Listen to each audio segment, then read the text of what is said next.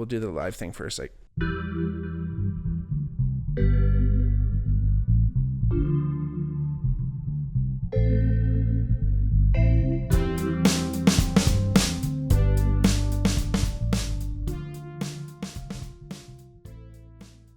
hey everybody, welcome back to the Bigmark podcast. I'm your host, Bigmark. If it's first time watching, welcome. If not, welcome back. Like I always say, if you ever wanted to reach out to the podcast for any reason, if you wanted to join us as a guest, please let me know. We'll get you on here very soon. Got some of my great friends coming up. I'm really looking forward to having some of you on as guests. So I can't wait. I can't wait for those coming up. I'll keep those a secret for now. But definitely some new faces, but some old friends, and then some old faces, but some new friends. No, I'm just kidding. It's going to be an interesting next couple months of the podcast. Even looking at maybe revamping the way things look. But we'll get to that. We'll get to that when we get to that.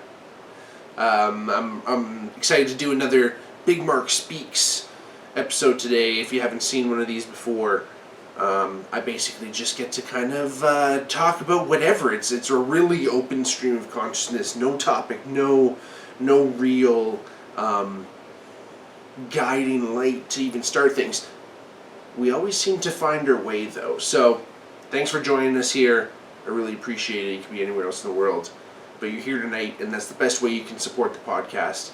If you want to do more for us, hit that like button, hit that subscribe button, wherever you're watching. Maybe even drop us a review. But again, thank you for being here. Check out our Patreon, patreon.com/thebigmarkpod. If you want to support us in another way. So, again, thank you all for being here to listen to me go on. I mean, it was kind of funny. I was thinking about doing today's episode, and one of the biggest things that kind of stuck out to me is recently I just got internet. So if you're watching, if you're following along to the podcast, you know that I've moved. This is a new set. This is the third set for the Bigmark podcast, and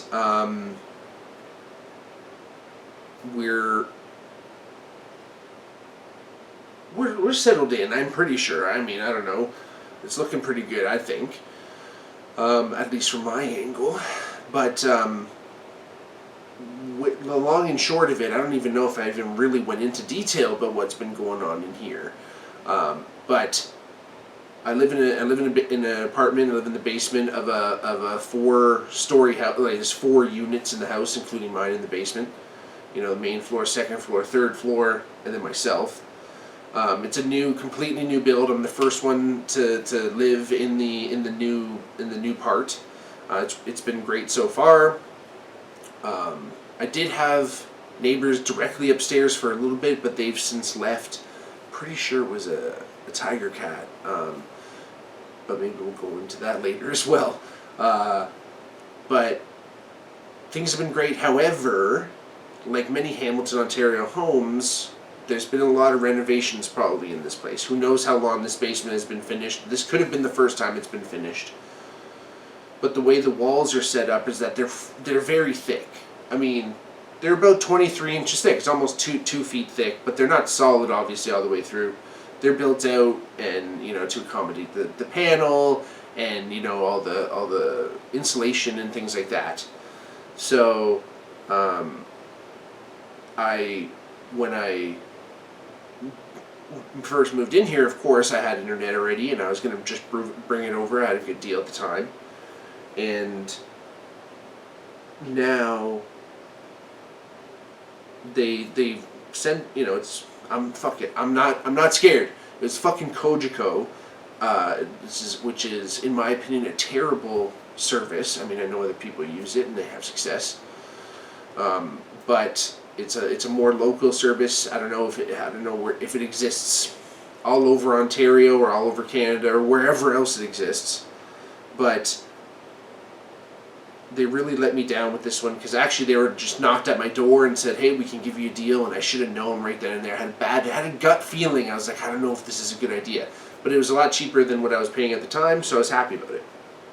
However, when they first sent their technician over, once I moved into this new place, when they first sent their technician over here to install it, he came in here, it was like he looked at, like he was shocked. It was like he saw a ghost. It was just like, he looked pale. Like I was like, is everything cool, man? Like, and he was just like so shook about not knowing what's behind the walls. So he was like, I don't want to drill anywhere, I'm scared. And I'm like, well, I mean, like, you can kind of guess, like, there's probably nothing here, this, that, and the other, and he was just, like, so shook. And, like, you know what, at the end of the day, I get it, like, you know, you don't want to risk drilling through a fucking water pipe or electrical and electrocuting yourself or burning, you know, starting a fire or doing whatever. Like, I get that completely, that, you know, you don't want to risk yourself and you don't want to risk your job or your life, right? So, you know, it is what it is, I guess, when it comes to that kind of stuff. But the Kojiko ended up sending, I think, about 4 different installers, technicians out, and no one could do it. No one could find a way. No one could do it. So, like, they said, okay, like, talk to your landlord and say, you know, ask where you can drill. So I was like, you know what, I'm just going to, they told me, my landlord said, drill wherever you want. They weren't very helpful either. They were like, you know, we can't determine where. It's completely up to the technician. And all I asked them was like, hey, like, I know you guys just did a renovation here. Can you ask the company who did the renovations? I'm sure they have schematics or an idea of what's behind the walls, and they can have a general area, say, you know, that's a good place to drill, right? Like, it's not like pinpoint accuracy, but you can pretty much, like, obviously there's not just like constant wires and pipes behind walls, right? So, and we have stud finders and shit for a reason, right? So, fuck. But anyway, so then I went months, you know, it's fucking almost December now, and I didn't have internet this long. And then all of a sudden I noticed Kojiko was still billing me, because all of a sudden I see in my emails that they're like, oh, we're canceling your bill. All this is like $450. And I was like, what? I never even saw anything up until now. You're canceling it? And then what are you charging me for? Nothing. You're not even charging for a service, right? So I was calling them, was on hold forever, dealing with a guy who was very unhelpful, and then I finally got through to someone. The guy was like, the one guy who was a little bit difficult was like, I can only connect you with technical services or collections. And I'm like, dude, just give me collections, because they'll know what's going on, and they'll be able to look at the bill and see that there's no uploads, no downloads, like nothing happened, man. Like, I wasn't using the fucking internet. So, anyway, I got that all figured out, and the lady goes, all right, all you have to do is pay a $95 reactivation fee, return the equipment, and everything is going to be okay. And I'm like, what are you guys talking about? Like, that was definitely the straw that broke the camel's back. I mean, I was already not really interested at continuing on with them, because obviously they couldn't help me. And then just that to top it off, I was just like, this is brutal. So fuck Kojiko, terrible. And they were preventing my parents from putting in, because they somehow thought I was still at the old address. Like, I don't know, they were still, like, it was absolutely asinine. And again, they actually owe me $22, which they're going to pay by check, of course. You know, when you owe them, you got to fucking pay 50 transfers and shit instantly, but they're going to send me a check. So who knows even where that fucking check's going to go. But anyway, I said fuck it, and then I called Bell. Oh, actually, I forgot. Kojiko also said, yeah, we wouldn't be able to install that until probably the spring. We don't have a lot of technicians over the winter. I'm like, what are you guys even talking about, man? Like, it was just, my mind was spinning. So I just was like, fuck it, I'm calling Bell back. I asked a bunch of friends who they're with, and a bunch of people said Bell. And I was like, you know what? Let's just go with it. They're a reputable company. I called them. They told me everyone else that's in the house was using Bell too. So I'm like, fuck it. You know what? Bell's working here. The guy comes. I take the day up. You know, I work from home that day. The guy comes. And gives me the same thing. I can't fucking put it in. And I'm like, what the fuck is going on? Like, you gotta let me put this shit in. So, and he was the Serbian dude, Juro. We started shooting shit. I mean, I'm sure you saw my name on the requisition form, and then I was wearing a shirt that had like a Polish eagle on it. So we started connecting as Eastern European brethren, and he could see that I was fucking like pissed. Like I was like really upset. I was really not happy because I was like, fuck man, like what am I supposed to do? Like really, I asked him like, what am I supposed to do? And he's like, I'm sorry, there's nowhere. I'm scared. I just had someone fired. This, that, and the other. Right? Like he was, really. I don't want to say laying it on thick, but he just couldn't help. And again, I understand it, but it was like, fuck, man. So anyway, he goes outside. He's talking to his supervisor. He's walking around the house, and he notices there's a hole already existing through the brickwork, and it's like it goes through the wall all the way into the house. And he's like, oh, I guess someone's already drilled in here, so like I kind of feel a little bit more confident that, nothing's directly on the other side of this wall or anything that we're going to drill into. So he drills through, and then it's just like into an empty cavity. I'm like, I don't even know what's behind that wall. So anyway, we cut out the fucking. I ended up convincing him like, hey, can I just like cut out a window, and I'm sure we'll be able to see. We should be able to fish it. Anyway, I cut out a window, and he can like see my hand, and he ends up giving me a loop of wire, and I have to literally fish this cable in. But he gets it in. Money Mayweather. Everything else worked out fine. He installed it, and happy to announce that this episode will be installed with my new internet and Wi-Fi, which is tremendous. So super happy about that. But like I said, there's one thing that it kind of made me really think about getting this internet in finally is like how much I was really kind of like just putting it out of my mind that this was such a major inconvenience. And again, this is going to be obviously a first world problem to the max, but like I just was like kind of brushing it off and watching old movies that I had and things like that, and just kind of being like, what can you do? I don't have internet. I was using my phone as data and this, that, and the other, and it was just like it's what it makes me think about is how funny it is and how capable the human mind is of putting something out of your mind as an inconvenience and kind of just like trudging through. And I fear about myself that if I was ever in situations where it wasn't ideal, or I kind of knew I had to I had to deal with some inconveniences for a while, I had that, I have that athlete mind of like, all you gotta do is get through training camp and the rest of the season's gonna be downhill. All you have to do is get through this practice and everything's gonna be cool. Like, you know what I mean? Like, you'll get to the game soon, all that stuff, right? Like, there's always this like, don't worry, go through the hardship now and everything's gonna be okay. And of course, life is hard and there's struggle and things like that. It's not peachy keen, especially if you talk to the Buddhists, but there is this whole idea of that I worry about, and I've talked to my therapist about too, about this, is just like this idea of, have I developed that skill, that has served me in the past, and to be able to put things out of my mind and not necessarily, look at them fully and just say, okay, I'm accepting my circumstances for what they are right now, and I'm happy with them. I've convinced myself that I'm happy with them. And, it's kind of one of those things where maybe that was something that served me before, but doesn't necessarily serve me any longer. And, another thing we've talked about a lot is, shame and things that kind of surround that. And, I was in circumstances as a child, going through between homes and stuff like that where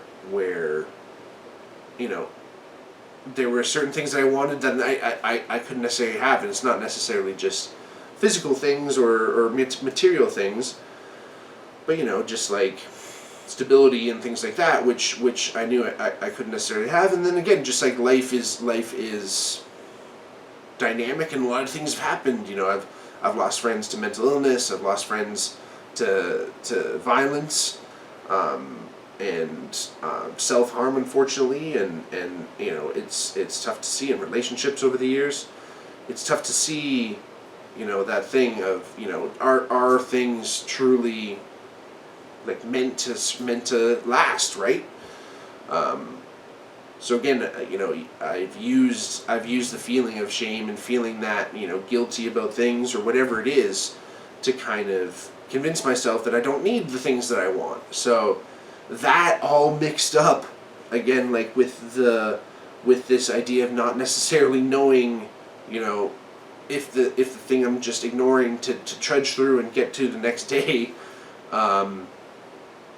is it something that I really need, or is that something that has to be in my life, kind of thing, and it's always just an interesting thing to ponder and kind of get into. But it's funny that just not having internet for that long kind of has made and now having it, it's almost like it released this whole weight off my shoulders, and I was able to do more things in the back of the house and get everything organized, which is shout out Pops for the big hand there, helping me get my closet area figured out. It's kind of cool actually, where again I'm in the basement, so there are steps to upstairs, but the door doesn't open. It doesn't even have a handle, it just has like a lock on it. But I've kind of used that as like extra storage space, so I decided to hang up a clothing rod, a hanger rod, I guess, for the way I hang up all my shirts as storage, because I have too many fucking t-shirts. Again, if you're watching closely and you've gone back to the podcast up until recently, if you go back to our first couple hundred, about 150 I'd say is when I started getting a little lackadaisical with it. I basically wore a different shirt every show. It was at least a different t-shirt. So I have way too many fucking t-shirts. And I still want more though. So I'm starting to donate them. I have basically my however many hangers I have right now, however many shirts on those hangers, that's how many shirts I have. So now it's a one in, one out policy, and who knows, maybe we'll have to stop at a certain point, because I got a lot of shirts that I love. So it's super fun, but it's kind of one of those things where, it kind of held me back in a way, right? You know what I mean? Where I never realized, I never realized how hard it really was, or how much it actually was a burden, right? So it's kind of funny to think that was just, it's seemingly a small thing. I mean, I don't know, you can kind of argue that, internet is almost up there with water and fucking electricity, and I mean not drinking water, but hydro and heat and AC and shit like that. So it's kind of one of those things where you kind of have to be aware of your surroundings. Let's just put it that way.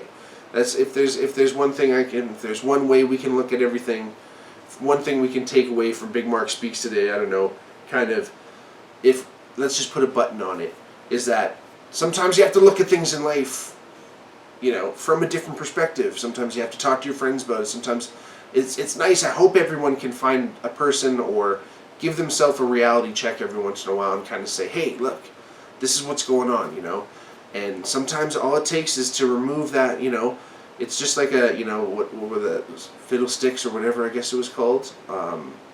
What the fuck? I think we called it something different, but that game with all the different little plastic straws and thing, and then you take them out, and all of a sudden you take the perfect one out, and all the marbles come falling through. That's how I kind of think about things sometimes. Things that are jamming you up physically or mentally. As you're removing, the same thing happens in the body, right? Sometimes you fucking release one of the vertebrae, and all of a sudden you feel like a new person. Check out ring dingers. Anyway, sometimes you remove that one straw and everything kind of comes down, and it's a release. It's this lovely feeling. So happy the internet's back. Like I said, this episode brought to you by fresh new Bell Internet. So shout out Bell. Again, I know that they got haters too. So it's what it is. Hopefully it'll continue to go well. So again, thank you all for listening. Thank you all for being here. If it's your first time, I love you. If it's your 207th time, I also love you. Go back, check them out. Let us know. Love y'all. Bigmark Speaks. Talk to you soon. Peace.